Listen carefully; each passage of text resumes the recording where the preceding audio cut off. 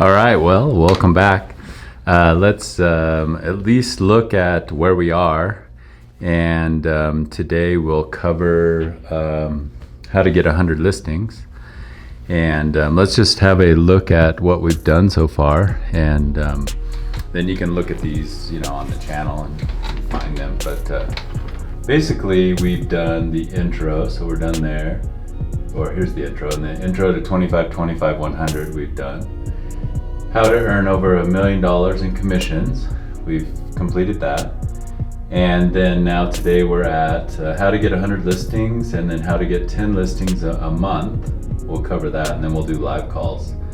Then we'll go on to your first 30 days if you're new.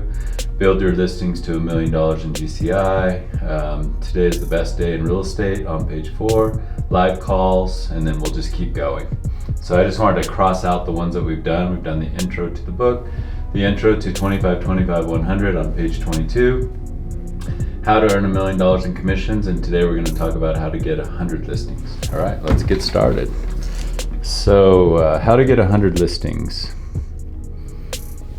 All right, I know for some people that seems a little daunting, but this is what we're going to cover, how to get 100 listings. For some people, it seems a little daunting because some people don't have any listings and don't even know really where to start on how to get listings or what to do to get listings. So that's what I'm here for. So hopefully we can get you off to a good start. And I think the best place to do that is going to be if you go to the book, and again, I'm not trying to sell the book. I'm just giving you, this is the guidelines for how to do this, how to do all this.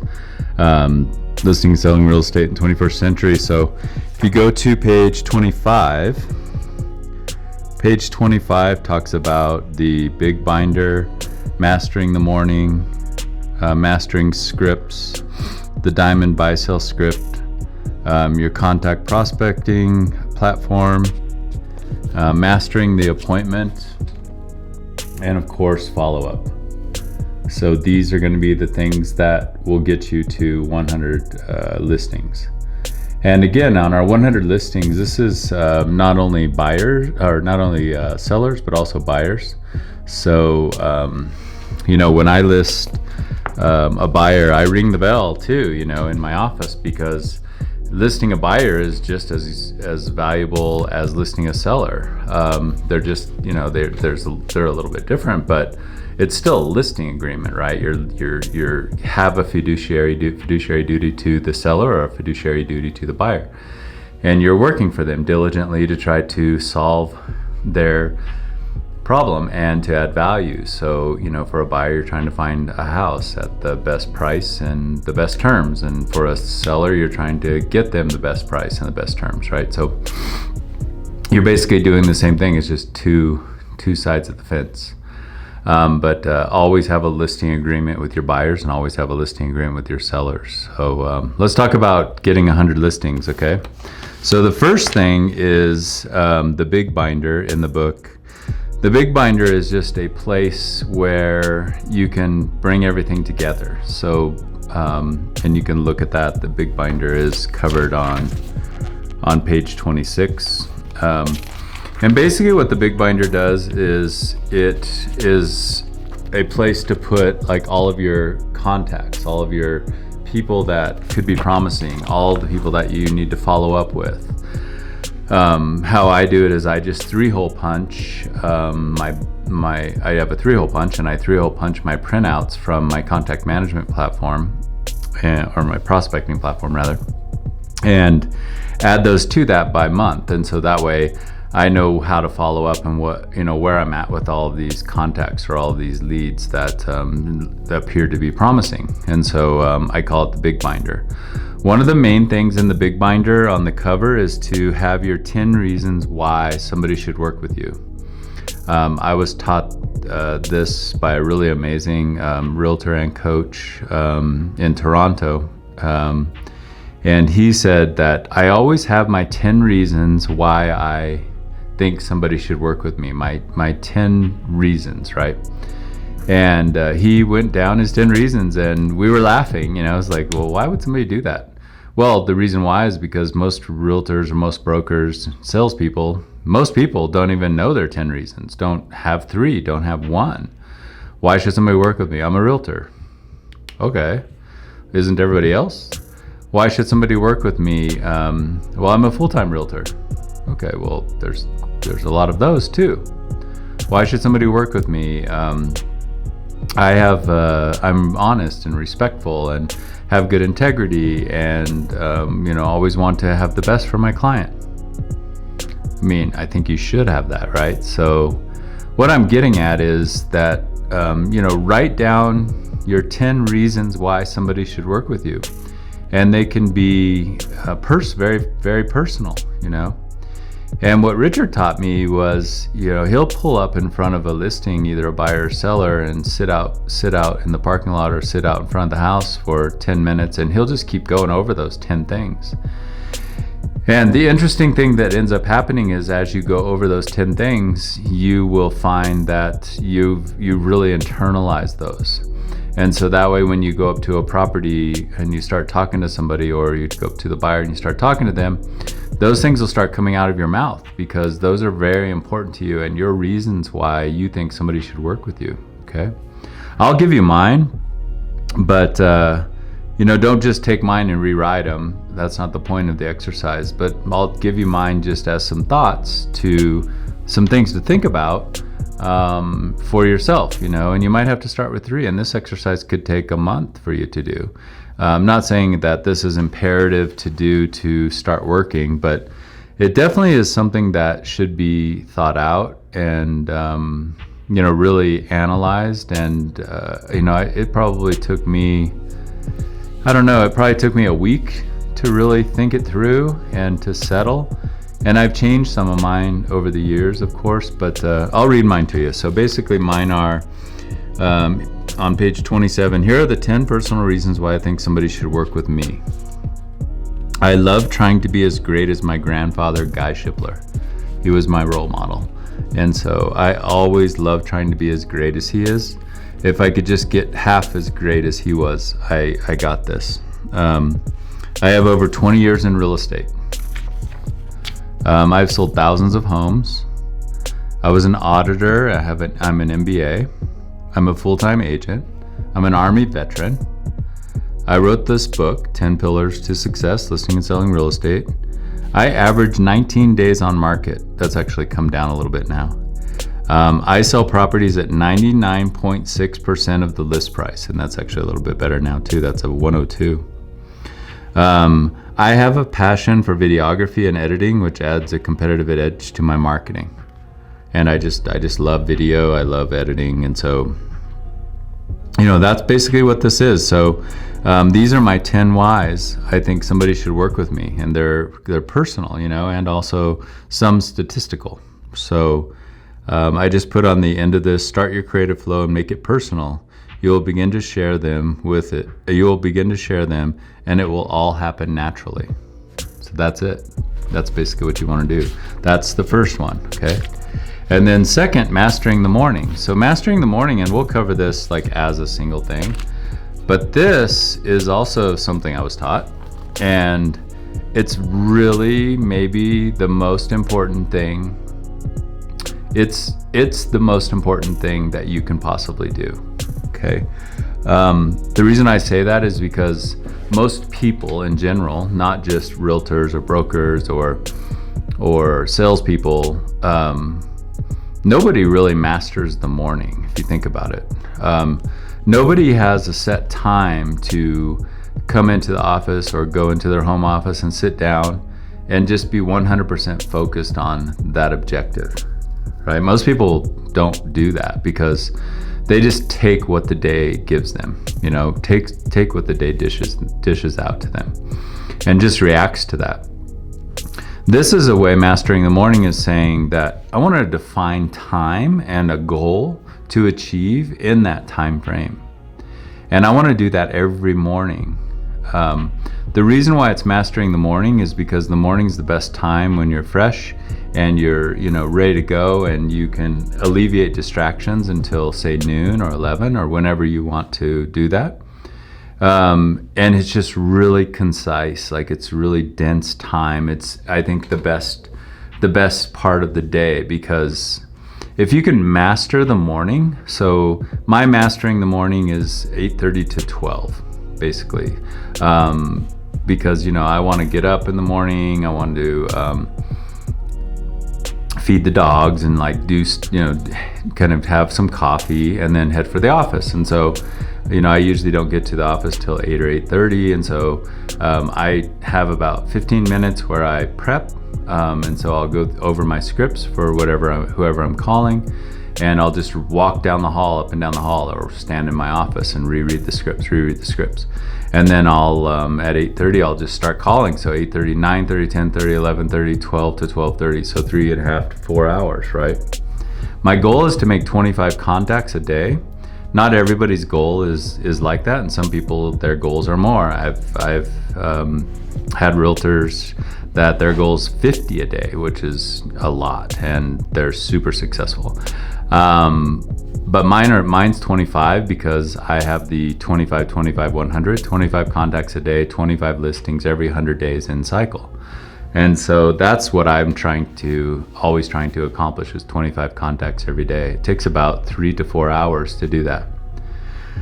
And so you can see on page 29 that it talks about in cycle periods and my boxes that I check off for the number of listings, and a few other things that I have on the actual in my binder. So my binder basically contains all my stuff. It contains my follow-up information, contacts that I've made. It contains my daily, my weekly, my monthly to-do sheets. It contains my goals. It contains my 10 reasons why I think somebody should work with me. That's on the cover. And anything else I want to have in there, right? So anything that's important to me to achieve this goal, of 100 listings. And so the next one is mastering scripts. And the diamond buy sell script. So mastering scripts is important, but you don't have to memorize every word. So I've learned that you just really need to have a handful of ideas for your script. Of course, you have to have an intro. Hi, my name's Stephen Shipler. I'm a local broker here in Parker. I noticed that your property came off the market. It was only on at 550. What happened?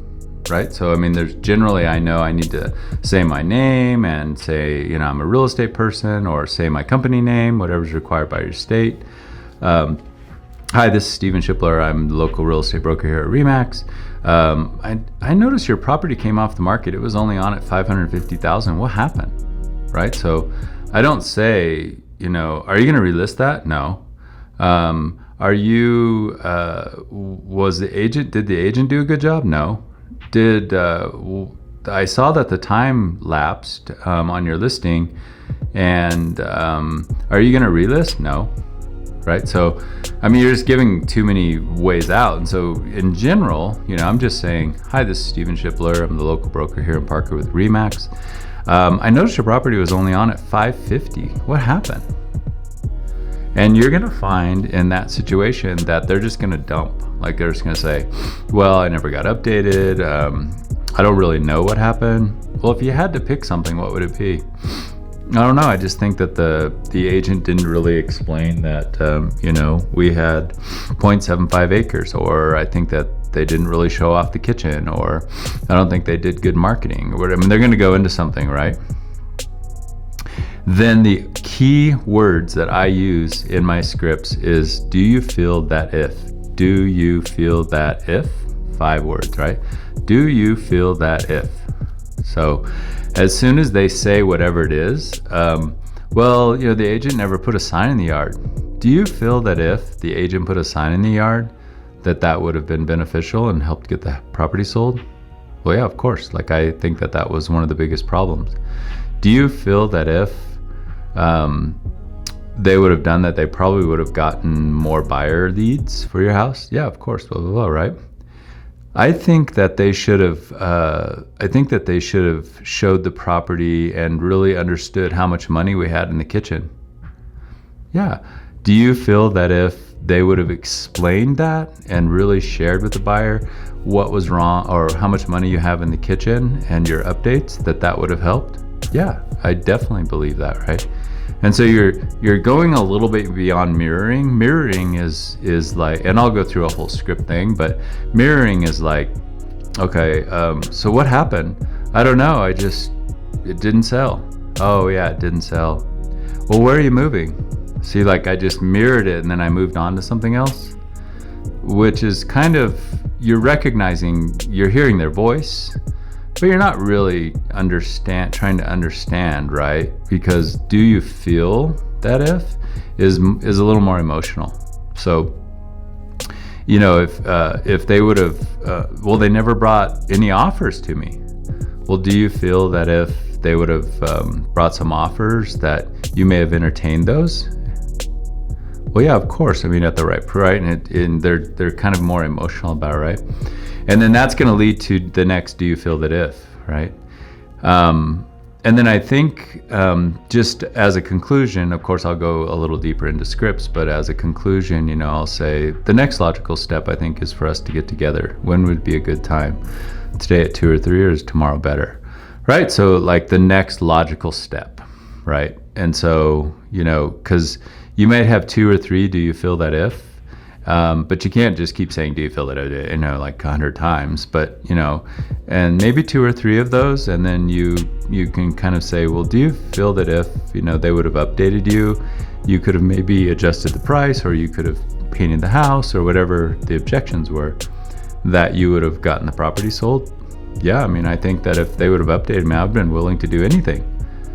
Well, I think that the next logical step for us is to get together, have a look at this. I'll bring some numbers and take about 15 minutes of your time. When would be a good time to get together? Today at 2 or 3, or is tomorrow better for you? The next logical step, right? So that's kind of with a little bit more with sellers. I do the next logical step also with buyers. Buyers, I want to try to understand a little bit more of their motivation. And so I use the diamond buy sell script on all of my buyer leads. And I've internalized that so much that I use that when anybody says anything pretty much about real estate. You know, well, what's your timing? Are you looking at making a move in the next 3 to 6 months? Yeah, I am. I'm looking at doing some. Do you rent now, or do you own your house? Right? So I want to understand what they're doing.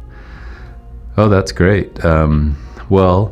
I think the next logical step for us is to get together and go over what your wants and needs are and figure that out. Would you like to get together today at 2 or 3, or is tomorrow, right? So it's kind of the same idea. And then, so we did the big binder, master the morning, mastering scripts, the diamond buy sell script, which is mainly for buyers, the contact prospecting platform. So you have to have a platform. There's many options that are out there. A few of them are like the Red X, Vulcan 7. There's some other ones that others in the industry, I don't know what they all are. I've used both Red X and Vulcan 7. So, but you do just look at those and you can get started on a trial with them. You have to have a platform, right? Because when I first started in real estate in '98, I was reading this book on from Tom Hopkins, right? Listing and selling real estate or something. Tom Hopkins. And it was a very good book because Tom Hopkins is excellent, you know, and he taught a lot of his methods in that book. And one of them was how to solicit for sell by owners. And it was like, okay, here's what you do, Stephen. You go get the newspaper and you go to the areas you want to be in, which is like Garland, Texas, Plano, Texas, Richardson, Texas at the time, right? And I would go in there, and in the classified ads for sell by owners, you would see under Garland these houses, under Plano these houses, under Dallas these houses. So I would take the scissors and I would cut those out. And then I would tape those to an index card. It's exactly how Tom Hopkins taught it. And I would tape those little tiny classified ads to an index card, and I would call them, and I would use like kind of a script, a general idea. I noticed that you're selling the house on your own. Is that right? Yep. Could I come by and preview that? Right. And I would just do that. And then I would make a little note on the index card, which just seems crazy now. And then I would have, a system for returning the calls. Like if I went out to an appointment, I would follow up. Hey, it's getting ready to set up my showings for the weekend. Is your home still available? Yep. So I would just basically do that, right? And then the hard part though was trying to figure out how to not duplicate those calls, because you have to then go back the next day to the Garland or the Dallas or whatever and make sure that those numbers match, because sometimes they would change the description in the for sale by owner ad or the whatever the ad was. And so I just looked at the phone number, and I still had times where they changed the phone number and the ad, and so I was like, oh, this is John Smith. Oh, I'm sorry, this is Steven. And I still would make a mistake, right? So now they have this all at your fingertips. For $200 to $300 or whatever it is, you can have a whole platform where they're doing all of this work for you. And I remember back in the day, even with expired, the rules are you're not supposed to call somebody that's relisted or still listed, even though you're assuming they're expired. The problem was that you would see an expired listing and then it would go back active, but back in the day you wouldn't see the back active part, and you would call, and then that's kind of like an issue, with the board. Well, now these platforms basically do all of that for you, and so you can make notes, you can print out the contact, you can do all kinds of stuff, you can create follow-up folders, and all of that. And so you have to have a contact prospecting platform. It's not totally imperative, but it is to get volume, because you want to make it as easy as you can. And when you're doing your mastering in the morning, you don't want to take just, you don't want to make your 3 hours be 6 hours or be a whole day. You wouldn't be able to do anything else in real estate, right? So you wouldn't be able to go to appointments or previews or anything. So that's a very important thing. And then mastering the appointment and follow-up. Those are the final things of these to get to 100 listings. Mastering the appointment is just, even if you don't have appointments, so every week, I've talked about this a little bit before, but every week you want to do 3 appointments. If you don't get those 3 appointments, then you want to present those in your office basically to a ghost. You want to present those to just in the air.